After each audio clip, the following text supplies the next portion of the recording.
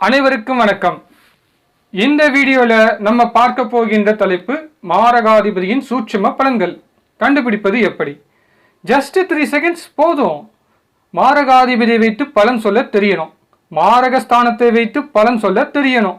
மாரகாதிபதி தான், லக்னாதிபதி தான், வில்லன் தான், ஹீரோ தான். மாரகாதிபதியை விட லக்னாதிபதி பலமாக இருந்தால் மாரகாதிபதியை சமாளிக்கக்கூடிய சக்தி லக்னாதிபதிக்கு உண்டு.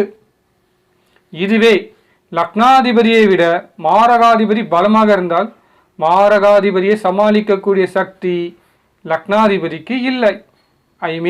ஜாதகருக்கு அந்த சக்தி இல்லை என்று அர்த்தம். மாரகாதிபதி தனித்து இருந்து எந்த கிரகமும் தொடர்பு இல்லை என்றால் பாதிப்பு குறையும். சஷ்டாஷ்டக கிரகத்துடன் மாரகாதிபதி இருந்தாலும், பரிவர்த்தனை கிரகத்துடன் மாரகாதிபதி இருந்தாலும், சர்பத்துடன் மாரகாதிபதி இருந்தாலும், மாந்தியுடன் மாரகாதிபதி இருந்தாலும், அஷ்டமாதிபதியுடன் மாரகாதிபதி இருந்தாலும், அவயோகி கிரகத்துடன் மாரகாதிபதி இருந்தாலும், வேதகன் கிரக சேர்க்கையுடன் மாரகாதிபதி இருந்தாலும், காலப்பகை கிரக சேர்க்கையுடன் மாரகாதிபதி இருந்தாலும், மேலும் 2 மாரகாதிபதிகள் சேர்க்கை பெற்று லக்னத்திற்கும் லக்னாதிபதிக்கும் தொடர்பு இருந்தாலும் மாரகாதிபதி நிச்சயமாக தீய பலனை மிக கடுமையாக தருவார்.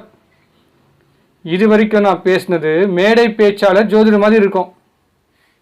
இதன் பிறகு நான் பேச போகிறது ஜோதிட வகுப்பில் பாடம் சொல்லிக் கொடுக்கும் அனுபவ ஜோதிடர் மாதிரி இருக்கும்.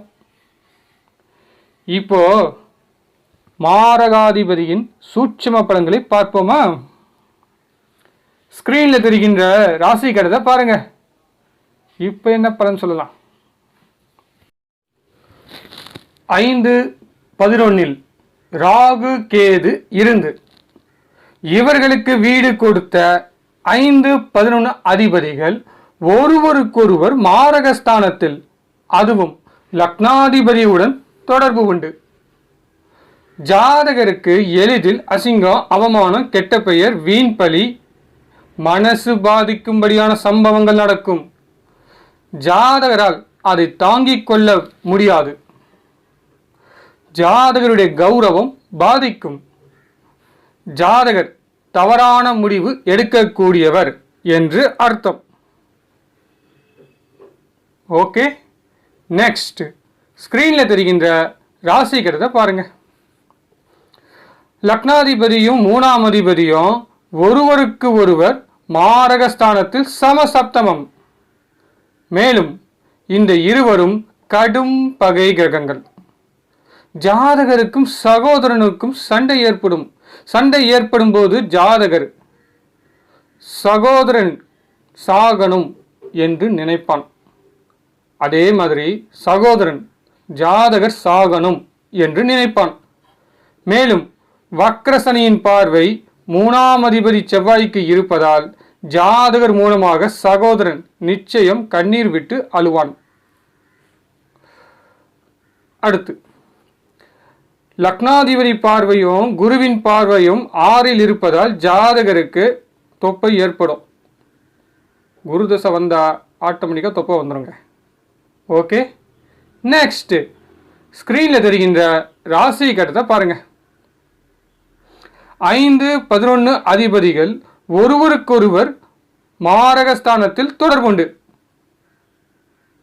இந்த கிரக தொடர்பு மூலமாக 2, 5, 8, 11ஆம் பாவம், அதுவும் பணபரஸ்தான பாவமும் தொடர்பு உண்டு. குடும்ப சொத்து எளிதில் கரையும். இதில் திதிசூன்ய அதிபதியும் தொடர்பு இருப்பதால், விஷயத்தை மாற்றி சொல்லணும், குடும்ப சொத்து கரையாது, குடும்ப சொத்து அதிகரிக்கும்.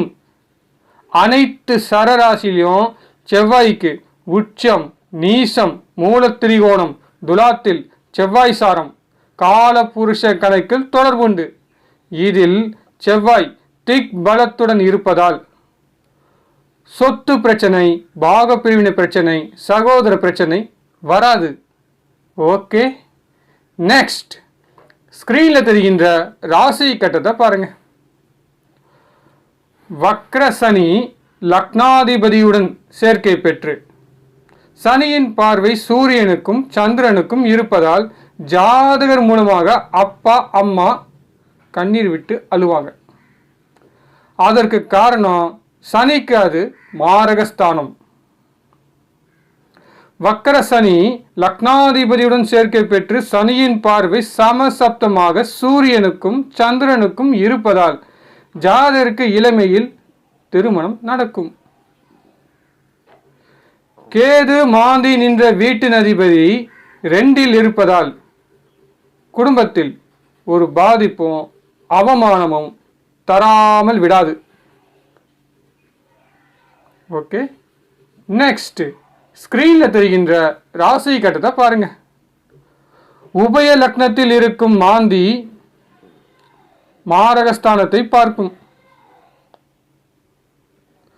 லக்னாதிபதி 2இல் வக்ரமாக இருப்பதால் ஜாதகருக்கு கண்டம் உண்டு.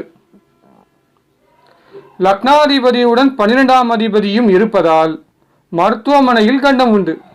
இதில் ஆயுள் காரணம் இருப்பதால் ஆயுள் சம்பந்தமான கண்டம் உண்டு.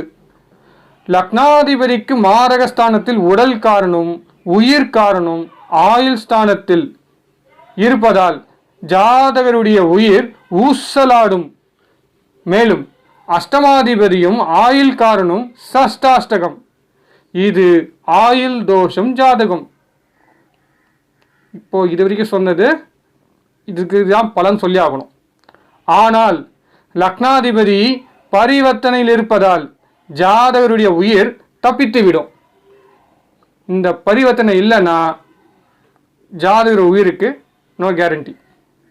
ஸோ பரிவர்த்தனால தான் ஜாதகருடைய உயிர் தப்பித்து விட்டது. எவ்வளோ பெரிய கண்டம் வந்தாலும் சரி ஜாதகர் நிச்சயமாக தப்பிச்சிடுவார், உறுதியாக சொல்லலாம். Okay, good. இந்த வீடியோ உங்களுக்கு பிடிச்சிருந்தால் மறக்காம ஒரு லைக் பட்டன் பிரஸ் பண்ணுங்க. ரொம்ப பிடிச்சிருந்தால் உங்களுடைய ஜோதிட நண்பர்களுக்கும் இந்த வீடியோவை ஷேர் பண்ணுங்க. நீங்களும் உங்களுடைய கிளையண்ட்டுக்கு இதே மாதிரி பலன் சொல்லி பழகுங்க. இந்த வீடியோவை பார்த்த அனைத்து ஜோதிட நண்பர்களுக்கு மிக்க நன்றி. இந்த வீடியோ உங்களுக்கு பிடித்திருந்தால் மறக்காம இந்த சேனலை சப்ஸ்கிரைப் பண்ணுங்க. அதை விட ரொம்ப முக்கியம், இந்த சேனலில் இருக்கக்கூடிய ப்ரீவியஸ் வீடியோவை மறக்காமல் பார்க்கவும். உங்களுக்கு தேவையான தலைப்பு நம்ம சேனல்ல அதிகமாக இருக்குது. மீண்டும் வேறொரு தலைப்புடன் விரைவில் சந்திப்போம். உங்கள் அன்பு நண்பன் கார்த்திக் பாபு. நன்றி, வணக்கம்.